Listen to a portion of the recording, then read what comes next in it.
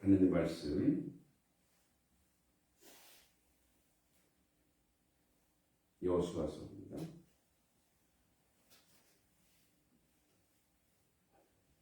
여호수아서 9장 3절에서 6절까지.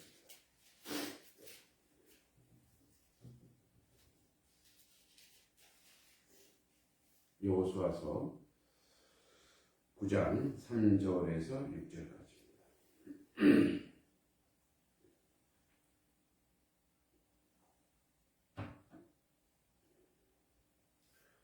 같이 읽겠습니다. 3절. 기브온 주민들이 여호수아가 여리고와 아이에 행한 일을 듣고 꾀를 내어 사신의 모양을 꾸미되 헤어진 전대와 헤어지고 찢어져서 기운 가죽 포도주 부대를 나귀에 싣고 그 발위에는 낡아서 기운 신을 신고 낡은 옷을 입고 다 마르고 곰팡이 향한 떡을 준비하고 그들이 길갈 진영으로 가서 여호수아에게 이르러 그와 이스라엘 사람들에게 이르되 우리는 먼 나라에서 왔나이다. 이제 우리와 조약을 맺읍시다 하니 이제 사실은 13절까지가 기브온이 어떤 전략을 맺습니다. 기브온 주민들도 여호수아가 특히 이스라엘 백성이 여리고와 아이에게 행한 일을 들었어요. 그래서 기브온 주민들이 여호수아가 여리고와 아이에 행한 일을 듣고 이제 이 소문을 듣고 우리 앞에 있는 7족속은 대항할 준비를 했고 기브온 주민들은 이 싸움으로 우리가 살아야 되겠다. 이런 판단을 하게 되죠.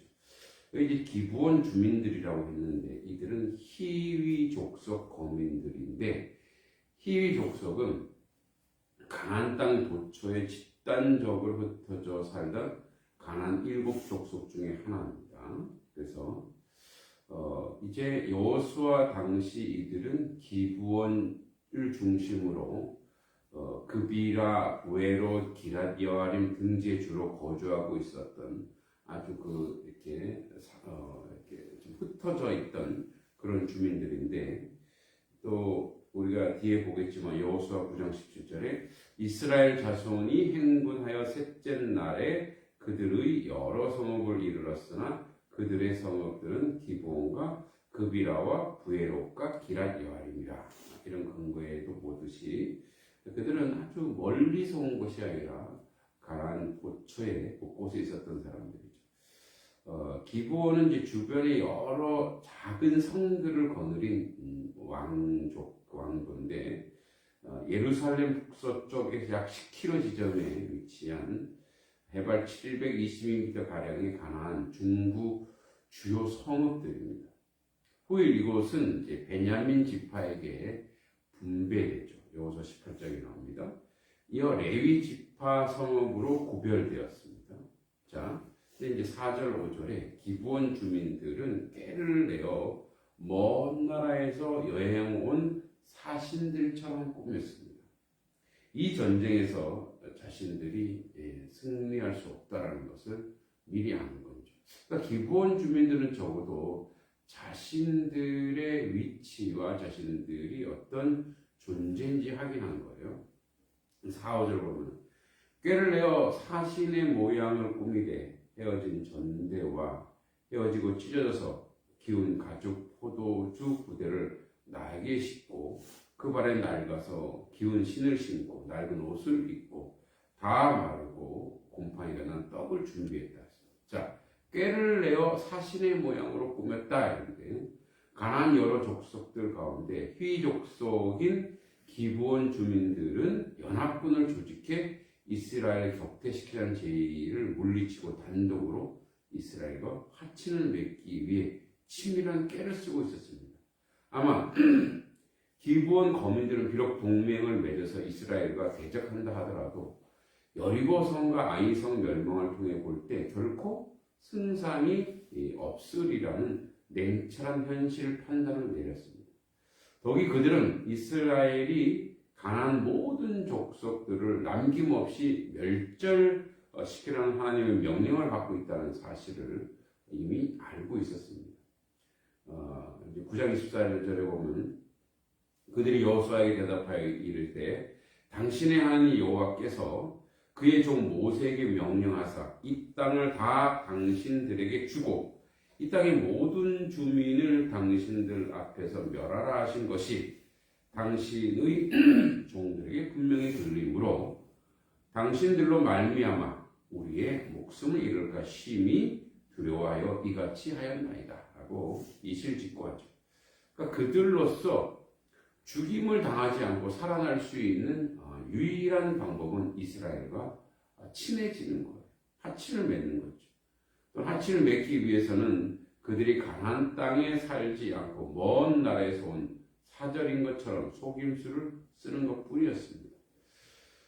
기브온 거민들이 신명기 20장 10절에서 15절 내용을 알고 있었는지는 모르지만 이 구절에 따르면 가나안 족속에게 속하지 아니하고 멀리 떨어져 있는 족속에게는 하친을 맺어줬도록 되어 있었던 것입니다.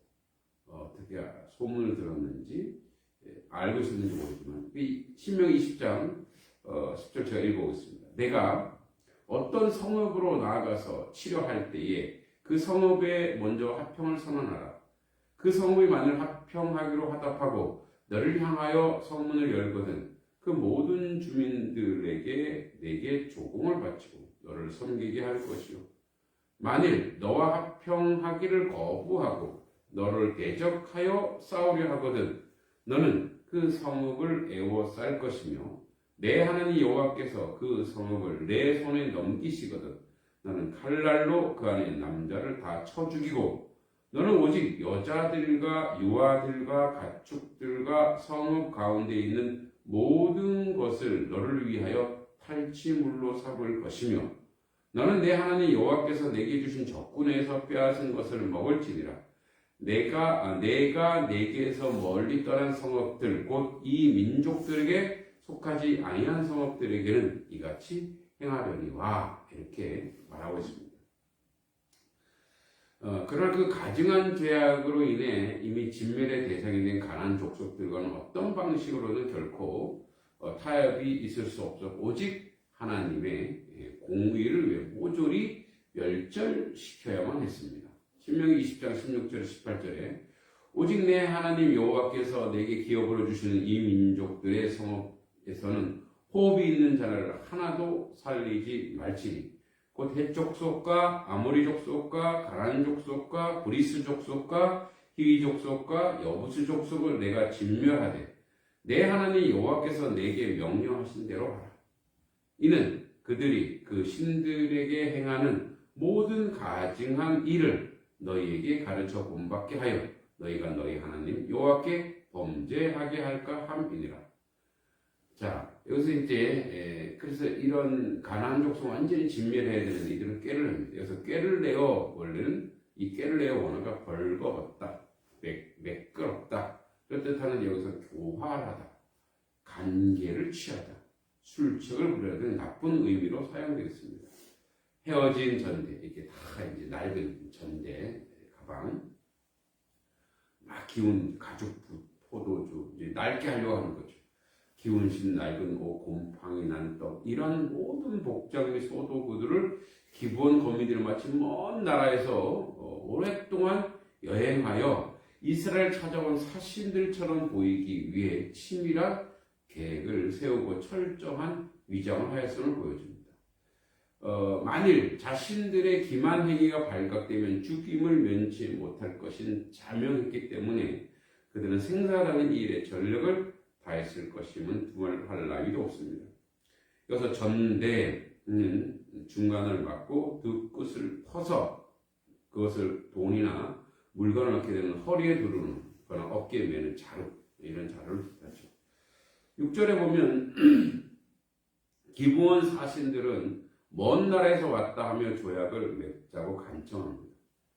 그러니까 그들이 길갈 진영으로 가서 여호수아에게 이르러 그와 이스라엘 사람들에게 이르되 우리는 먼 나라에서 왔나이다. 이제 우리와 조약을 맺읍시다 하니 그들이 길갈 진영으로 왔어요. 여기서 아이성 정복 후 이스라엘 백성들은 축복과 저주의 종교의식을 집행하기 위해 세겜으로 갔죠. 8장 30절 35절. 이제 다시 길갈로 되돌아온 것을 알 수 있습니다. 다시 길갈은 가나안 정복의 군사적 중심지였습니다. 이들이 우리가 먼 나라에서 왔습니다. 기브온 거민의 사신들은 마치 멀리서 온 사신처럼 외모를 꾸미고 이제 이스라엘 백성 앞에 직접 멀리서 왔다고 거짓말까지 하고 있습니다. 그러나 그들은 이 거짓말과 달리 도보로 3일이면 도달할 수 있는 아주 가까운 거리에 있는 히위 족속 거민들이었다는 거죠. 조약을 맺읍시다. 이 배다. 조약을 맺다.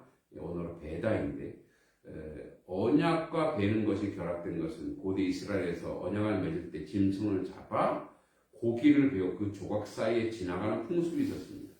이런 풍습을 만약 어기면 이 짐승처럼 죽임을 당하는 것과 마찬가지로 언약 파기자는 역시 죽임을 면치 못하게 된다는 것을 뜻하는 것입니다. 한편 이 구약에서는 언약은 값을 쌍방이 약속 내지는 계약을 뜻하지만 특별히 인간의 구속을 위해서는 하나님께서 일방적 책임을 지겠다는 약속을 뜻하기도 합니다. 일방적 쌍방 계약이라고 얘기했었죠.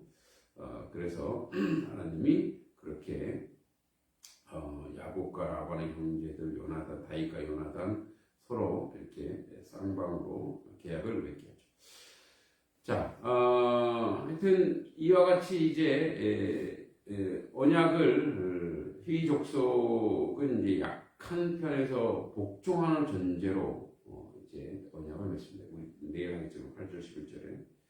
그러니까 기브온 사람들은 이스라엘의 소문을 믿고 단독으로 이스라엘과 화치를 맺어 유일하게 생명을 보존하게 됩니다. 기생 라합처럼 말이죠.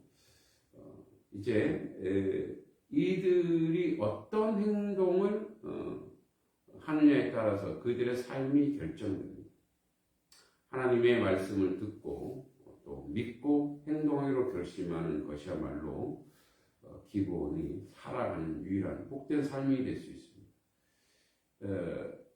히위 족속은 가나안 7족속 중에 하나입니다. 그리고 기본 주민들은 흩어져 있던 히위 족속의 일부였습니다.